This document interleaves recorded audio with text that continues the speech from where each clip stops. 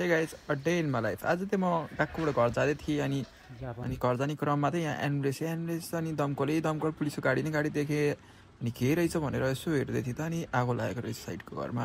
हेर्नुहोस् न, दमकल पनि कति धेरै छ, लाइनै दमकल छ अनि एम्बुलेन्स पनि धेरै छ क्या। जापानमा फेरि सानो कुरा केही हुनु हुँदैन, अनि धेरै एम्बुलेन्सहरू पुलिसको गाडीहरू अनि दमकलहरू सब आइपुग्छ क्या। हेर्नुहोस् न, यहाँ हेर्नुहोस् त कति धेरै छ क्या, दमकल पनि लाइनै छ क्या, अगाडिदेखि गन्न पनि नभ्याउने जस्तो यति धेरै छ। यहाँ हेर्नुहोस् न, अगाडिदेखि लाइनै छ, हेर्नुहोस् त। अनि अब कोही चाहिँ अब त्यो दमकलबाट त्यो पाइप निकाल्दै अब लिएर जाँदै हुनुहुन्छ, कोही चाहिँ के गर्दै हुनुहुन्छ, कोहीले चाहिँ अब गइसक्नु भएको छ। यहाँ हेर्नुहोस् न कति धेरै छ दमकल पनि। यहाँ हेर्नुहोस् त, ल एम्बुलेन्स छ त्यहाँनिर। ल हेर्नुहोस् न, मान्छेहरू पनि के भयो भने हेर्दैछन्। अनि आगो थियो दुनदुनी लाग्यो उनीहरूको घरमा।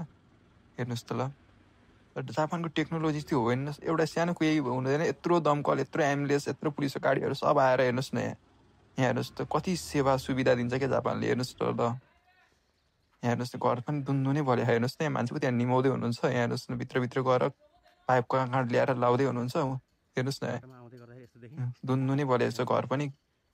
हेर्नुहोस् त कस्तो भलेको होला घर। ल हेर्नुहोस् न कस्तो पुरै।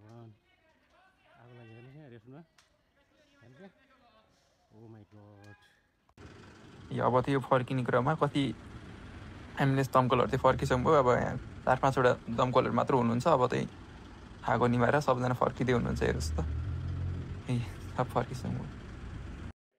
So thank you for watching guys, bye guys.